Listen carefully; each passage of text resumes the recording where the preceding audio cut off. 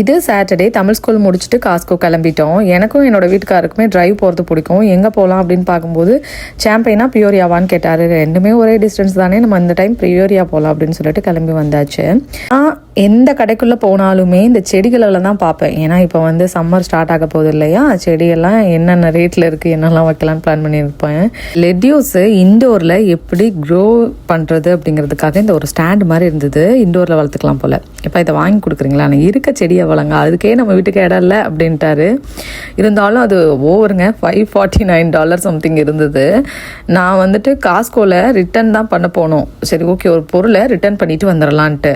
எதுவுமே இல்லை, only return தான். போனோடனே திரும்பிடலான்ட்டு போனால் பில்லை பார்த்தோன்னே அப்படியே தலை சுற்றிருச்சு. சரி ஓகே, இது எப்பவுமே நடக்கிறது தானே, காஸ்கோ போனாலே பில்லு வந்துடும். ஒன்றுனா வாங்க ஆரம்பித்து கடைசியில் பில்லு எங்கேயோ கொண்டு போய் விட்டுரும். அதுதான் இன்றைக்கி நடந்தது. ஸோ நம்ம நெக்ஸ்ட் ஒரு வீடியோவில் பார்க்கலாம். பாய்.